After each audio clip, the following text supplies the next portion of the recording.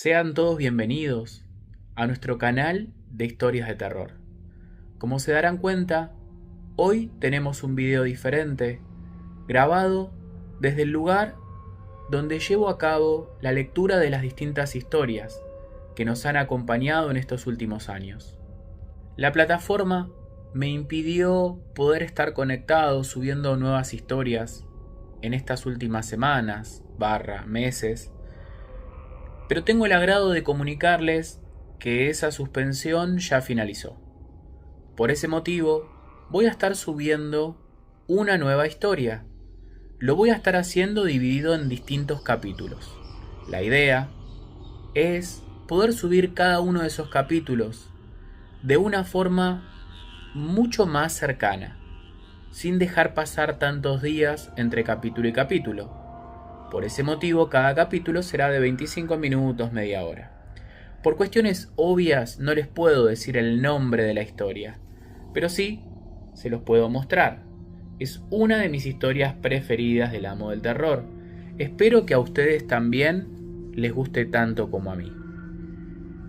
Otra de las cuestiones que quería hablar con ustedes es que por decisión de la plataforma tengo que quitar todos los relatos que tengo subidos. Es una tristeza, es un dolor, al menos para mí, que con mucho trabajo y ganas lo hice para poder compartirlo con ustedes. Pero, como les había comentado previamente, tengo un canal secundario, que si todavía no se suscribieron, pueden aprovechar este mismo momento para hacerlo. Voy a dejar el link asociado más abajo. En mi canal secundario voy a estar subiendo todos estos relatos que estoy teniendo que quitar de mi canal principal. Así que si todavía no los escuchaste o si tenés ganas de escucharlos por segunda vez, espero que por mucho tiempo los tengan disponibles en mi segundo canal. Suscríbanse también ahí, eso me ayuda un montón. Se me hizo larguísima la presentación, pido disculpas por ello, pero como había varios cambios en el canal, quería poner la cara con ustedes y comentárselos. Si todavía no lo hicieron, suscríbanse, dejen su like y comenten, que saben que todo esto me ayuda mucho a que este canal pueda seguir creciendo y llegando a más fanáticos del horror como nosotros. Ahora comenzamos con esta historia. Espero que la disfruten tanto como yo al leerla. Prólogo. Viejo amigo, ¿qué es lo que buscas? Tras tantos años de ausencia, vienes con las imágenes que albergaste bajo cielos extraños, muy lejanos de tu tierra. George Seferis. 1. Casi todo el mundo creía que el hombre y el chico eran padre e hijo. Atravesaron la comarca, dirigiéndose sin seguir una dirección muy precisa hacia el sudoeste. Viajaban en un viejo Citroën de 2 puertas y tomaban preferentemente las carreteras secundarias, que recorrían en tramos irregulares. Por el camino se detuvieron en 3 lugares antes de llegar a su destino. Primero, de Rhode Island, donde el hombre alto, de cabello negro, se puso a trabajar en una fábrica textil. Después, en Johnstown, Ohio, donde trabajó durante 3 meses en una línea de montaje de tractores, y finalmente en un pueblecito californiano próximo a la frontera con México, donde trabajó como empleado de una gasolinera, además de realizar reparaciones en pequeños coches europeos, con un éxito que a él mismo le resultó tan sorprendente como reconfortante. Cada vez que se detenían, el hombre compraba un periódico de Maine, The Press Herald de Portland, y buscaba en los artículos que hicieran alguna referencia a una pequeña ciudad del sur de Maine llamada Jerusalem Slot y la región circundante. De vez en cuando encontraba alguna noticia sobre ellas. Antes de llegar a Central Falls, Rhode Island, escribió en diferentes cartuchos de motel el bosquejo de una novela que despachó por correos a su agente literario. 1 millón de años atrás, había sido un novelista de cierto éxito, cuando las sombras no habían invadido aún su vida. El agente llevó el borrador a su último editor, quien se mostró cortésmente interesado, aunque no muy decidido a efectuar un adelanto de dinero. Pedir algo y dar las gracias por nada, explicó el hombre al muchacho mientras hacía pedazos la carta del agente. Todavía era gratis. Lo dijo sin demasiada amargura. Y de todas maneras comenzó a escribir el libro. El muchacho no solía hablar. Su rostro siempre estaba tenso y sus ojos eran sombríos, como si estuvieran escudriñando continuamente algún yermo horizonte interior. En los bares y en las estaciones de servicio, donde se detenían por el camino, se mostraba simplemente cortés. Parecía no querer separarse del hombre alto, y se ponía nervioso cuando éste le dejaba, aunque solo fuera para ir al cuarto de baño. Se negaba a hablar del pueblo de Salem Slot, aunque el hombre procuraba sacar el tema de vez en cuando, y nunca miraba los periódicos de Portland que su compañero dejaba deliberadamente a su alcance. Cuando terminó el libro, ambos vivían en una casita sobre la playa, apartada de la carretera. Los dos solían nadar en el Pacífico más cálido y amistoso que el Atlántico. En el Pacífico no habían recuerdos. El chico empezó a ponerse muy moreno. Aunque vivían bastante bien, ya que podían comer 3 veces al día y tenían el refugio de un techo seguro, el hombre había empezado a sentirse deprimido y a abrigar dudas sobre la forma de vida que llevaban. Se había convertido en su maestro, y aunque el muchacho no parecía perjudicarle demasiado el hecho de no ir al colegio, era un chico despierto y con afición a los libros como también lo había sido él. No creía que ayudarle a olvidar Salem Slot pudiera hacerle ningún bien. A veces durante la noche gritaba en sueños y arrojaba las mantas al suelo. Recibieron una carta de Nueva York. El agente le comunicaba que la editorial Random House le ofrecía $12,000 de adelanto y que casi había cerrado un trato con un club de lectores. Sin duda parecía interesante. El hombre dejó su trabajo en la gasolinera y junto con el muchacho cruzaron la frontera. Los Zapatos, un hombre que por absurdo resultaba secretamente atractivo al hombre, era una pequeña aldea situada no lejos del océano. Estaba bastante libre de turistas. No tenía una buena carretera ni vista al mar. Para ello había que seguir unos 8 kilómetros más hacia el oeste, ni lugares históricos de interés. Además, la taberna local estaba plagada de cucarachas, y la última prostituta era una abuela de 50 años. Al dejar atrás Estados Unidos, su vida se llenó de una inquietud casi extraterránea. Pocos aviones sobrevolaban sus cabezas. No había autopistas de peaje y nadie tenía una cortadora de césped eléctrica, ni se preocupaba por tenerla. En 150 kilómetros a la redonda, tenían una radio que no emitía más que una sucesión de ruidos carentes de significado. Todos los noticiarios se transmitían en español, que el chico empezaba a entender, pero que para el hombre era y seguiría siendo incomprensible. Parecía no existir otra música que la ópera.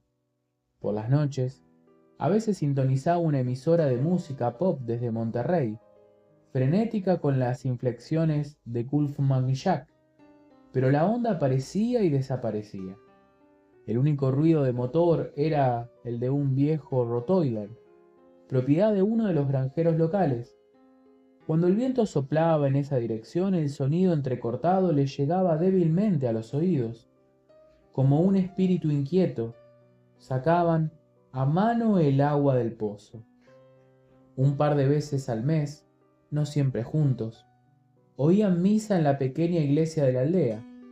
Ninguno de los dos entendía el significado de la ceremonia, pero iban de todas formas. A veces el hombre dormitaba en el calor sofocante del ritmo familiar de las plegarias y de las voces que las formulaban. Un domingo, el muchacho salió al destartalado porche del fondo, donde el hombre había empezado a escribir otra novela, y con voz vacilante le dijo que había hablado con el sacerdote para que le admitieran en la fe de su iglesia. El hombre hizo un gesto de asentimiento y le preguntó si sabía bastante español para aprender el catecismo. El chico contestó que no creía que eso fuera un gran problema. Una vez a la semana, el hombre hacía un viaje de más de 60 kilómetros en búsqueda del periódico de Portland, Maine, que tenía siempre una semana de antigüedad por lo menos, y a veces estaba manchado de orina de algún perro. 2 semanas después de que el muchacho le comunicara sus intenciones, encontró un artículo de fondo sobre Salem Slot, sobre una ciudad de Vermont llamada Monson. En el relato se mencionaba el nombre del hombre alto. Este dejó el periódico por la habitación sin muchas esperanzas de que el muchacho lo leyera. El artículo lo inquietaba por varias razones. Al parecer, no todo había terminado en Salem Slot. Al día siguiente el chico se le acercó con el periódico en la mano, doblado de manera que se viera el encabezamiento: Pueblo fantasma en Maine. Tengo miedo, comentó. Yo también, respondió el hombre alto. Pueblo fantasma en Maine, por John Lewis, director, articulista del Press Herald. Jerusalem Slot. Es una pequeña ciudad situada en Cumberland a 30 kilómetros al norte de Portland. No es en la historia norteamericana la primera ciudad que muere y desaparece, y probablemente no será la última, pero sí es una de las más extrañas. Los pueblos fantasmas son comunes en el sudoeste norteamericano, donde las comunidades crecieron poco menos que de la noche a la mañana en torno a ricos filones de oro y plata, para desaparecer después casi con la misma rapidez, a medida que las vetas se agotaban, dejando que las tiendas, los hoteles y los salones se pudrieran vacíos en el silencio del desierto. En Nueva Inglaterra, la misteriosa muerte de Jerusalem Slot o Salem Slot, como suelen llamarlo los nativos, solo encuentra parangón en una pequeña ciudad de Vermont llamada Monson. Durante el verano de 1923, al parecer Monson dejó de ser habitable y desapareció, y con ella desaparecieron sus 312 habitantes. Las casas y los edificios de algunas pequeñas tiendas del centro de la ciudad están todavía en pie, pero desde ese verano, desde hace 53 años, siguen deshabitadas. En algunos casos, los pueblos han sido retirados, pero la mayoría de las viviendas continúan amuebladas, como si en medio de la vida cotidiana un misterioso viento se hubiera llevado a la gente. En una casa, la mesa estaba puesta para la comida, hasta con un centro de flores, marchitas desde hacía mucho tiempo. En otra, uno de los dormitorios estaba preparado para que alguien se acostara, con las camas prolijamente dispuestas. En una de las tiendas de la localidad, se encontró sobre el mostrador una pieza de tela de algodón, podrido, y la caja registradora marcaba $1,22. Los investigadores encontraron casi $50 en el interior de la caja. A la gente de aquella zona le gustaba entretener a los turistas con la historia de insinuar que el pueblo está encantado. Eso dicen. Explica el hecho de que desde entonces haya permanecido vacío. Una razón más plausible podía ser la circunstancia de que Monson se halla situada en un olvidado rincón del estado, lejos de todas esas carreteras importantes. Allí no hay nada que no se pueda encontrar también en otras ciudades, a no ser por supuesto el misterioso hecho de quedarse súbitamente deshabitada. Algo parecido a lo que ocurrió en Mary Calais. En el censo de 1970, Salem Slot figuraba con 1.319 habitantes, un aumento de 67 personas en los 10 años transcurridos desde el censo anterior, en un municipio extenso y placentero, al que sus antiguos habitantes llamaban familiarmente Solar, y donde jamás sucedía nada demasiado notable. El único tema de conversación de los ancianos que se reunían regularmente en el parque y en el almacén agrícola era el incendio de 1951, cuando un fósforo arrojado por un descuido inició uno de los incendios forestales más impresionantes en la historia del reciente estado.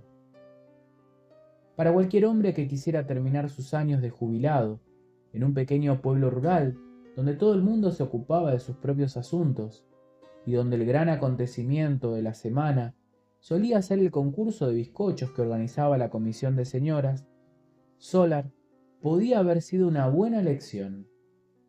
En el aspecto demográfico, el censo de 1970 demostraba unos hechos tan familiares a los sociólogos rurales como a cualquiera que residiera desde hacía años en alguna pequeña ciudad de Maine. Un montón de ancianos, algunos pobres, y un grupo de jóvenes que se alejaba de la zona con su diploma bajo el brazo para nunca más volver. Pero hace poco más de un año, algo fuera de lo común empezó a suceder en Jerusalem Slot. La gente comenzó a desaparecer. Por supuesto que la mayor parte de los desaparecidos no pueden considerarse como tales en el sentido estricto de la palabra. El antiguo agente de policía de Solar, Parkin Gillespie, vive con su hermano en Kittery, Charles Hames, propietario de una gasolinera situada frente a la farmacia. Está ahora al frente de un taller de reparaciones en la vecina ciudad de Cumberland. Pauline Dickens se ha trasladado a Los Ángeles y Rhoda Collins trabaja en Portland con la misión San Mateo. La lista de no desaparecidos podría prolongarse indefinidamente. Lo que resulta enigmático en todas estas personas encontradas en su unánime renuencia o incapacidad para hablar de Jerusalem Slot y de lo que pueda o no haber sucedido allí.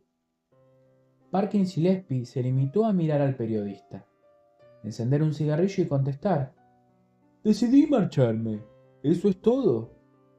Charles James asegura que se vio obligado a irse, porque su negocio desapareció al mismo tiempo que la ciudad.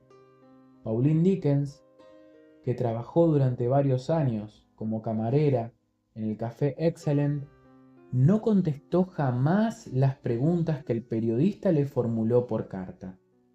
Y la señora Coles se niega a decir una sola palabra sobre Salem Slot. Ciertas desapariciones pueden explicarse basándose en algunas conjeturas y haciendo algunas investigaciones. Lawrence Crockett, el agente de la propiedad inmobiliaria de la ciudad, que ha desaparecido con su mujer y su hija, deja tras de sí varias operaciones comerciales e inmobiliarias de dudosa naturaleza, entre ellas cierta especulación con unos terrenos de Portland, donde se están construyendo ahora el paseo y el centro comercial. El matrimonio Royce McDougall, también entre los desaparecidos, había perdido a su hijo ese mismo año, y no había nada importante que les resultara en la ciudad. Podían estar en cualquier parte. Y hay otros en la misma situación, según Peter McPhee, el jefe de policía del estado. Hemos seguido la pista a muchas de las personas que se fueron de Salem Slot, pero no es esta la única ciudad por Maine donde la gente se ha esfumado. Royce McDougall, por ejemplo, se marchó debiendo dinero a un banco y 2 compañías financieras. A mi juicio no era más que un ave de paso que decidió mejorar su suerte. En cualquier momento este año o el próximo, usará una de las tarjetas de crédito que tiene en la billetera y lo atraparán en un abrir y cerrar de ojos. En Estados Unidos las personas desaparecidas son tan frecuentes como una tarta de manzana. Vivimos en una sociedad centrada en el automóvil. Cada 2 o 3 años, la gente recoge sus bártulos y se va a otro sitio. A veces olvidan su nueva dirección, especialmente los vagabundos. Sin embargo, y pese al contundente sentido práctico de las palabras del capitán McPhee, quedan muchas preguntas sin la respuesta en Salem Slot. Henry Petrie, su mujer y su hijo también se han ido, y sería un ejecutivo de la compañía de seguros Prudential, también el empresario local de pompas fúnebres. Todos ellos están en el archivo de desaparecidos. La lista alcanza una longitud inquietante. En los pueblos circundantes se ha iniciado la previsible campaña de rumores, que es el comienzo de la leyenda. Se afirma que en Salem Slot hay fantasmas. Se dice que a veces hay luces de colores que se ciernen sobre cables de alta tensión de la central eléctrica de Maine que atraviesan el municipio. Y si uno sugiere que los habitantes de Solar se los llevaron los ovnis, nadie se reirá. Se ha hablado incluso del oscuro pacto, de un grupo de jóvenes que celebran misas negras en el pueblo, lo que podría haber producido la ira de Dios sobre la ciudad, que llevaba el mismo nombre que la ciudad más sagrada de la Tierra Santa. Otros, menos inclinados hacia lo sobrenatural, recuerdan a los jóvenes que hacía unos 3 años desaparecieron en Houston, Texas, para ser descubiertos luego en espantosas tumbas colectivas. Tras una visita a Salem Slot, todas esas conjeturas parecen menos disparatadas. No queda una sola tienda abierta. La última en desaparecer fue la farmacia de Spencer, que cerró sus puertas en enero. También han cerrado el almacén de productos agrícolas de Crowsen, la ferretería, la tienda de muebles de Barlow y Straker, el café Excellent e incluso el edificio municipal, así como la nueva escuela secundaria construida en Solar en 1967. El mobiliario y los libros de la escuela han sido trasladados a un establecimiento provisional en Cumberland, pero parece que al comienzo del nuevo año escolar no acudirá ningún niño de Salem Slot. Allí ya no hay niños, solo quedan tiendas y locales abandonados, casas desiertas, jardines y caminos descuidados. Algunas de las personas a quienes la policía estatal quisiera localizar, o quienes les gustaría por lo menos tener noticias, son John Croggins, pastor de la iglesia metodista de Salem Slot, el padre Donald Callahan, párroco de St. Andrews, Mabel Wetters, una viuda de la localidad que se distinguía por su labor en la iglesia de Salem Slot y por sus funciones sociales, Lester y Harriet Durham, un matrimonio que trabajaba en Gates Mills, en Gibening, Eva Miller, propietaria de una pensión en la localidad. 2 meses después de la publicación de aquel artículo en el periódico, el muchacho fue bautizado en la fe católica, hizo su primera confesión y lo confesó todo.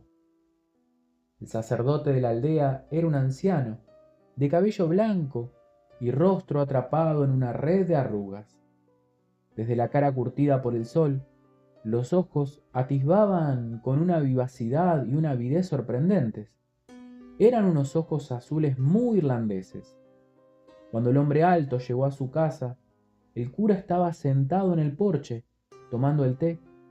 Junto a él había un hombre bien trajeado, con el cabello peinado con raya al medio y tal cantidad de brillantina, que al hombre alto le hizo pensar en viejas fotografías de 1890.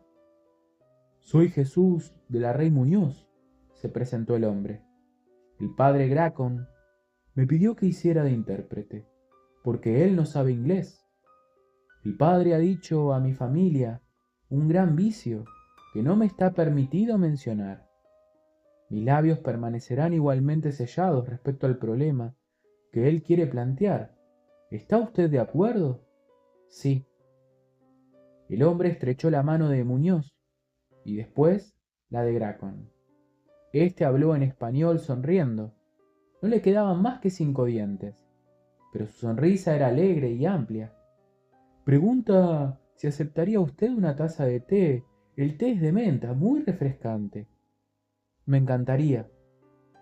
El muchacho no es su hijo, dijo el sacerdote una vez superadas las formalidades. No. Su confesión fue muy extraña en realidad. En toda mi vida de sacerdote no había oído una confesión tan extraña. No me sorprende.